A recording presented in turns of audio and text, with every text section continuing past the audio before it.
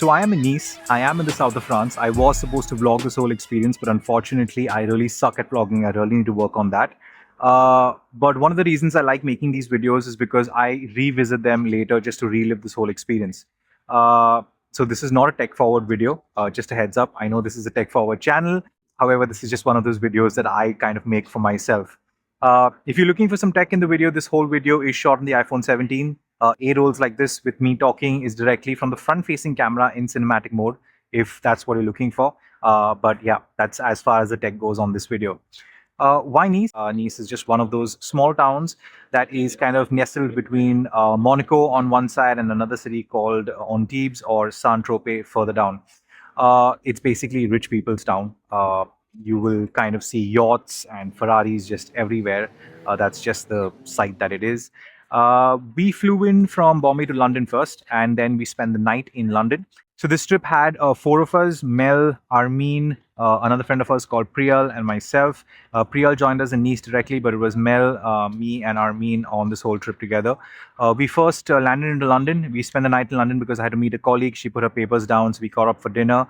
And then we left Nice the next morning. Now, I'm glad I took the daylight flight to Nice because when you're flying from London to Nice on a daylight flight, you're treated to a few really visual treats. One of the first things I noticed was these windmills right in the middle of the English Channel generating energy, which I found fascinating.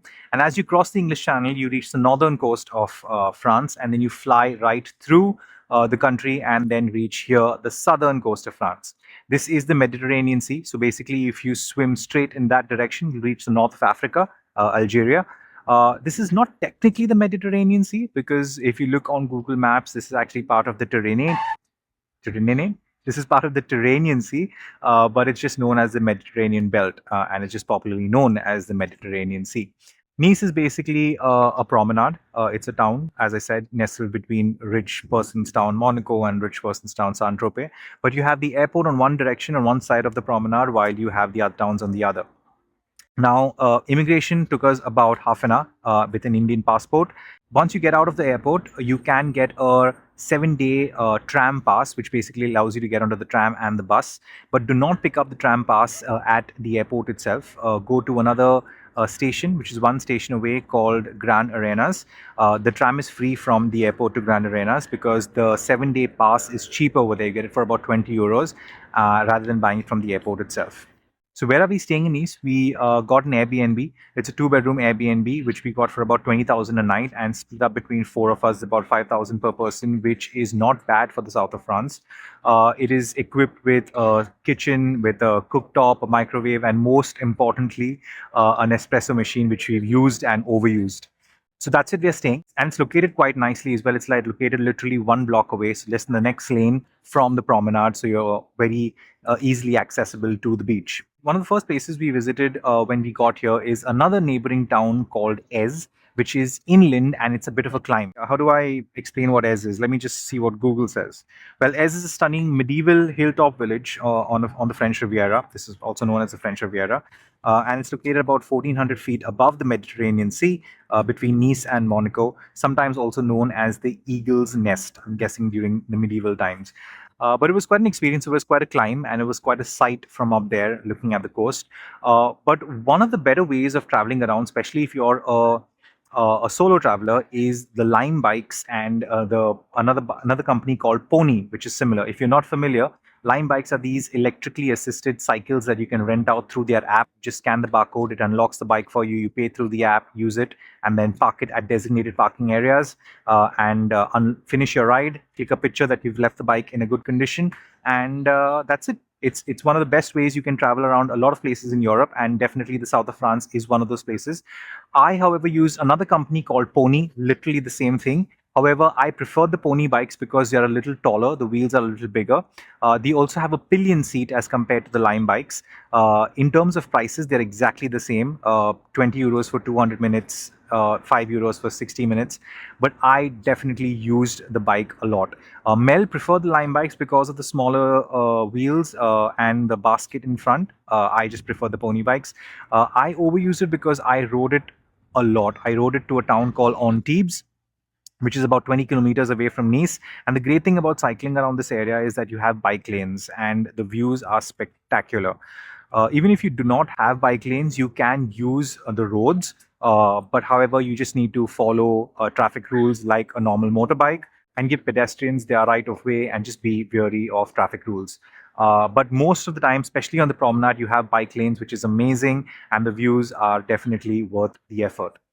Another place I actually cycled to was another beach town called Villefranche and Cap Ferrat. Uh, the thing about cycling there is that you actually go inland, which means you have a lot of incline and then you decline back to the coast, and the same thing coming back. The problem with me is I actually ran out of battery on the way back, so I was full manual power on the way back, and my thighs did not thank me for that. But it was a good experience, and the views were definitely worth all the effort. Now, as I said, this is basically the in the entire bit of south of France, light from Saint-Tropez to Monaco is a rich people town. You will see yachts just parked everywhere. Let me actually just Google what Antibes is, because that was one place where we had so many yachts. Antibes is a picturesque seaside resort town on the French Riviera, perfectly situated between Cannes and Nice, famous for its 16th century ramparts, ancient castle, which is known as the five direction or five-star castle. It's basically a star-shaped castle. Sandy beaches and Port Vauban. The Mediterranean's largest marina. It seamlessly blends old world charm with modern coastal vibrancy. Yes, there were so many uh, yachts parked everywhere, and you could actually differentiate billionaires from millionaires and their yachts. Even the parking lots in the marina basically had Ferraris and Porsches and Rolls Royce just parked around. It was that kind of town. This entire belt is so rich. I am so out of place in terms of kind of blending in with the rich, because I don't even know my brands. Mel went to buy something from a mall, and I saw the Valentino logo, and I just thought it was a DVD logo done wrong. I'm that bad. This is a town where you have Louis Vuitton kind of advertising at a tram station. So yeah, I'm a bit of a misfit in that sense. However, I just enjoy the experience of just cycling around and just taking up all the views. We also went to Monaco, and this is race weekend. We are going to Monaco again tomorrow. And if you are familiar with F1, since it was not race weekend last week when we went there, the track was open. And Monaco is one of those F1 tracks where it is actually a street track. So if you are familiar with F1, you know the famous hairpin in Monaco. We were there. We just spent some time there and just watched cars just pass by. Like at every minute, there were Porsches, there were Ferraris, there were Lamborghinis, Rolls Royce. I also went to the casino in Monte Carlo, spent 5,000, made 5,000, and came out quite quietly. But I may go to the casino tomorrow as well. Tomorrow is race weekend. However, we did not get passes for F1 because they were really expensive. But tomorrow is F2 free practice, and we're going in for that. But yeah, that has been an experience so far. Nice, brilliant little place. Things to eat. I tried snail, something they call escargot, for the first time. So if you like to try a bit of French cuisine, I tried octopus, and you are kind of adventurous in trying things like that, it's definitely something worth doing. If you shop, definitely get a VAT refund receipt so you can claim that at the airport. And yeah, that's been my experience so far. I will be coming back to putting up videos again because it's been long overdue. I just have been busy with work, and I also shifted houses, so it's been quite chaotic. Anyways, as I said, this is one of those videos that's just for me. I will come back to shooting tech videos and everything else related. If you are sub to the channel, I really appreciate it, and I will see you guys in the next one. Cheers.